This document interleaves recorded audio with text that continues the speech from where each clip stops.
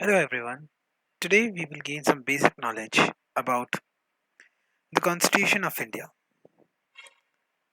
through some basic multiple choice questions. So without wasting any time, let's start with it. The first question is the Constitution of India is the lengthiest of all constitutions of the world. A. Is the statement true? B. The statement is false. The correct answer to this question is option A. That is, it is true that the Constitution of India is the lengthiest of the all constitutions of the world.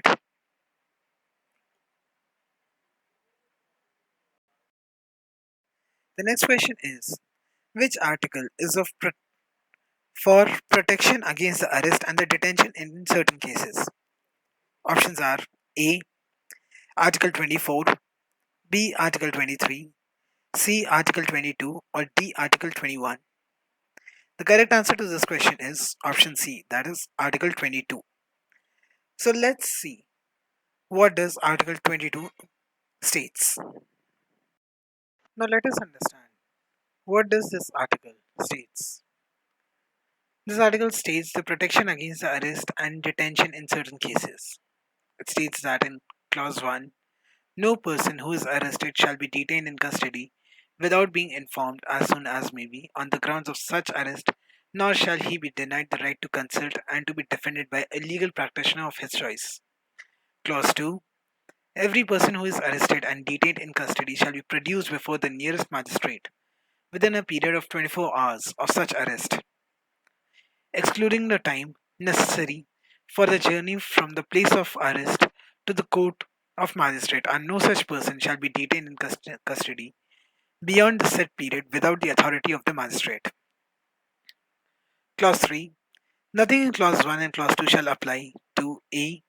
To any person who for the time being in person is an enemy alien, or B. To any person who is arrested or detained under any law providing for preventive detention. Clause 4.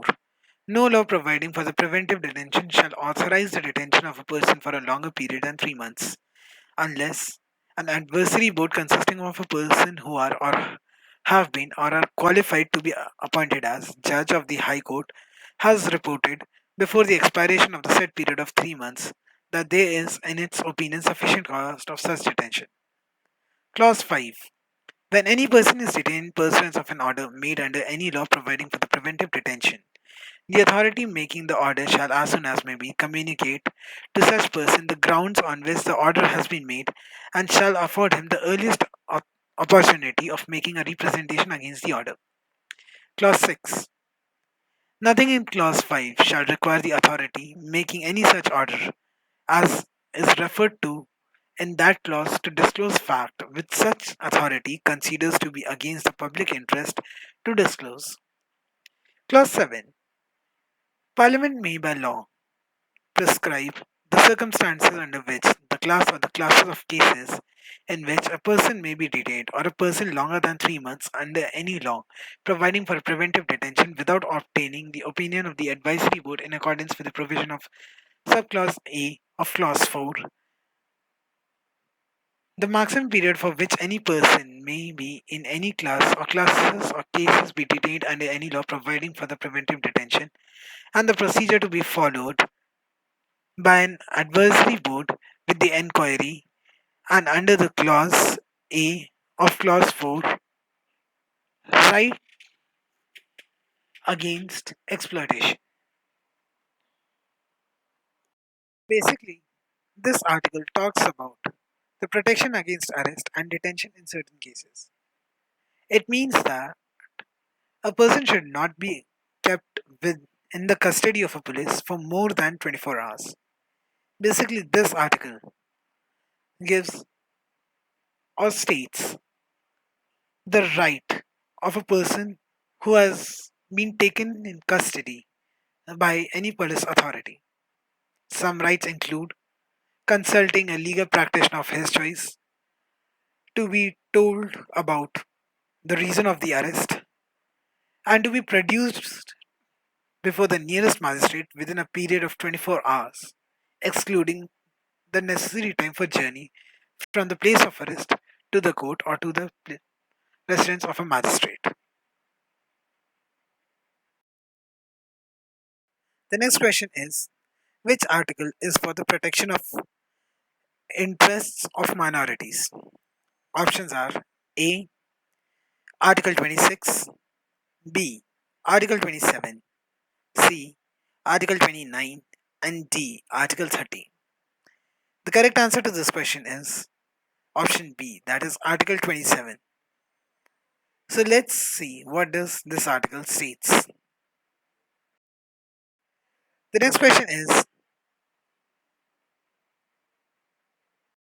how many schedules are there in the Constitution of India? Options are A.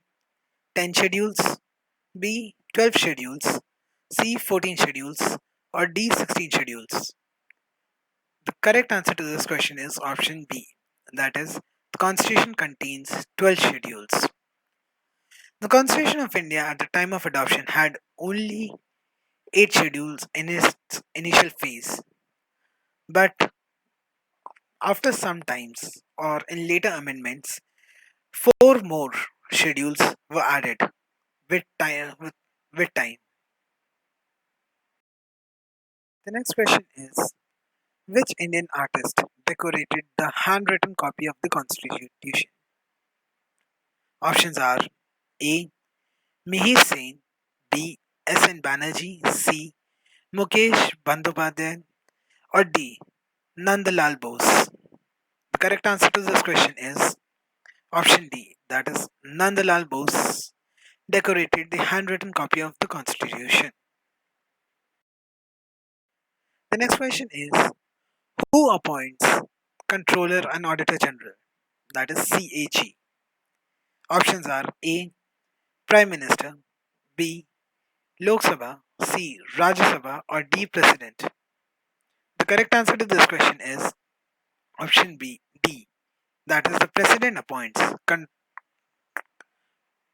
CAG. That is Comptroller and Auditor General. The next question is, under the Constitution of India, who are the ultimate sovereign? Options are A. Indian people, B. Prime Minister of India, C. President of India, or D. All elected leaders of India. The correct answer to this question is option A. That is, the Indian people are the ultimate sovereign. That is because they are responsible for electing government, prime minister, president, and all the leaders. If they wish, they can choose a leader named A, or if they wish, they can choose a leader named B.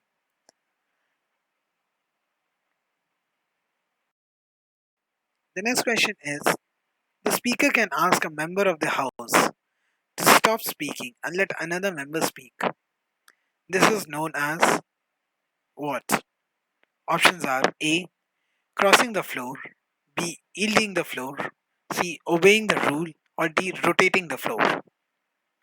The correct answer to this question is option B, that is yielding the floor.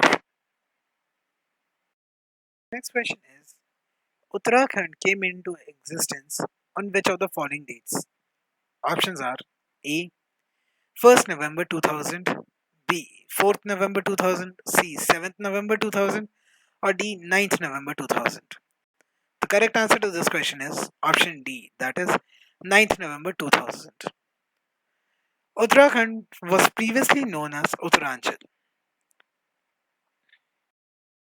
The next question is, in which of the following states of India is Article 31 of the Indian Constitution applicable even after it is deleted by the 44th Amendment Act? Options are A. Jammu and Kashmir, B. Himachal Pradesh, C. Sikkim, or D. Arunachal Pradesh. The correct answer to this question is option A, that is Jammu and Kashmir. The 44th Amendment Act. This amendment was enacted by the Janata Party, which had won the 1977 general elections campaigning on the promise to restore the constitution to the condition it was in before the emergency. The amendment aimed to undo several changes that had been made to the constitution by the 42nd Amendment, which had been enacted by the Indira Gandhi-led Indian National Congress during the emergency. Basically, this amendment came or was enacted by the Janata Party, and it came just after emergency, or due to which the Congress government lost its next election and Janata Party came into power. Question is, the state of Jharkhand was established on which of the following dates? Options are A. 15th November 2000, B. 16th November 2000, C. 17th November 2000, or D. 18th November 2000. The correct answer to this question is option A, that is 15th November 2000. The state of Jharkhand was established on 15th November 2000, and after that it became the 28th state of India. The next question is, Article 19 provides six freedoms. Which of the following is not among them? Options are A. Freedom of speech and expression, B.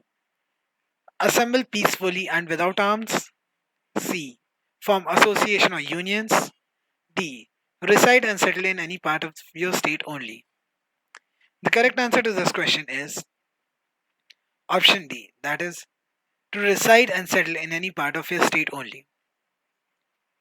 The above three options, that is freedom to speech and expression, assemble peacefully and without arms, and form associations or union, are the rights that are given to every Indian citizen as per Article 19, Clause 1.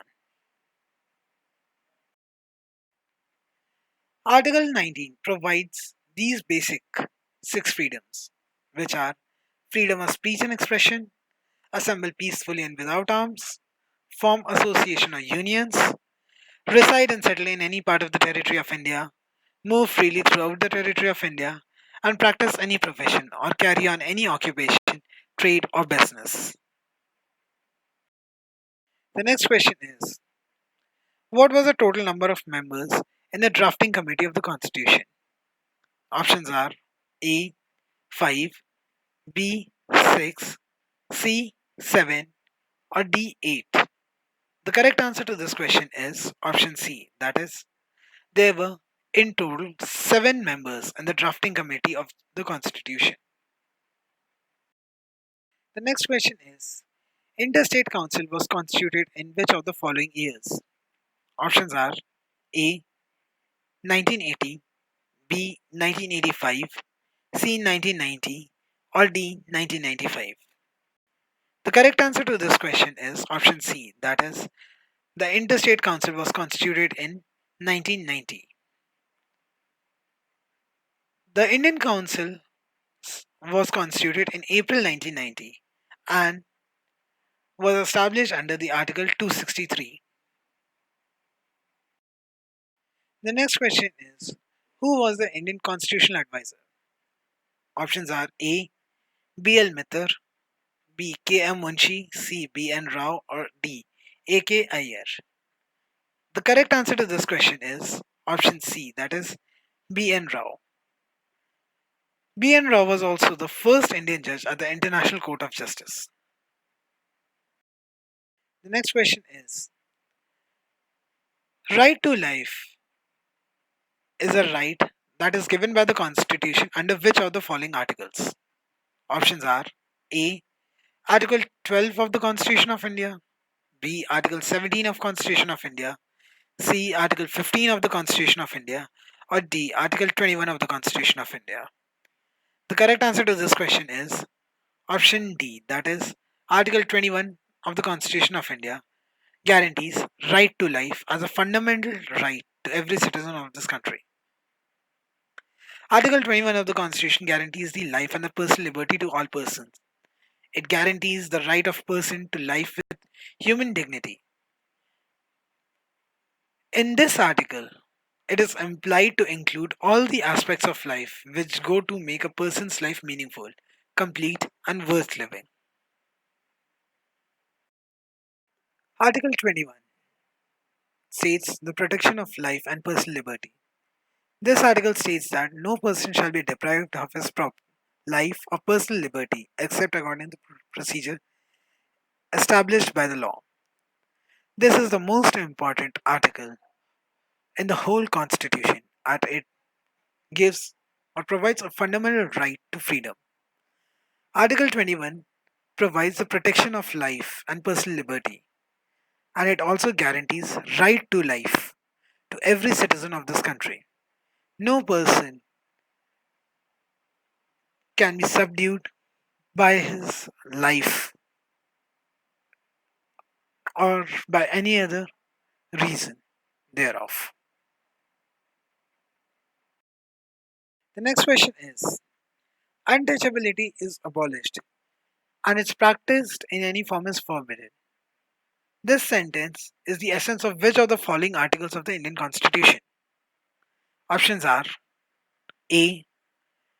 Article 14, B. Article 15, C. Article 16, or D. Article 17. The correct answer to this question is option D, that is Article 17, provides prohibition of untouchability and states that the untouchability is abolished and its practice in any form is forbidden. So, Article 17 states the abolition of untouchability. What is untouchability? As per Article 17, untouchability is abolished and its practice in any form is forbidden. The enforcement of any disability arising out of the untouchability shall be an offence punishable in accordance with the law. This article prohibits the practice of untouchability that was practiced long before independence and after the independence also. The next question is the fundamental rights under the article of the Indian Constitution are conferred on. Options are A. Indian citizen, B. All person living with Indian territory, C. Foreigners also, or D. All of the above. The correct answer to this question is option A, that is, the fundamental right under Article 19 of the Indian Constitution is conferred only on the Indian citizens. The next question is which of the following statements regarding the nature of the rights that are guaranteed by the Article 19 of the Indian Constitution is found to be correct? Statement 1. Article 19 of the Indian Constitution is confined to what are known as civil rights as distinguished from political rights such as right to vote or to hold any political office or the privileges of the chamber of the legislation. Statement 2. Article 19 of the Indian Constitution refers to what are known as natural or common law, rights as distinguished from rights which are created by statute and must be exercised subject to the condition imposed by it. Or statement 3. The Article 19 of the Indian Constitution does not include the right to life. The options are A. Only first and second statement, B. Only second and third statement, C. Only first and third statement, or D. All first, second, and third statement. The correct answer to this question are option D, that is, all of the above. First, second, and the third statement are correct regarding Article 19 of the Indian Constitution. The next question is in determining the substantive resemblance, the court has to take into consideration various factors. Which of the following points have to be satisfied in order to adjust the restrictions to be reasonable? Options are A. The restriction must have a rational connection with the object sought to have achieved by the law. B. The restriction imposed must not be in excess of the mischief sought to be prevented or the object sought to be achieved by the law. C. Both statements A and B. Or D. Neither A nor B. The correct answer to this question is option C, that is, both A and B are substantive reasonableness. The court has to take into consideration the various factors, and the factors that are given in the statement A and B are true.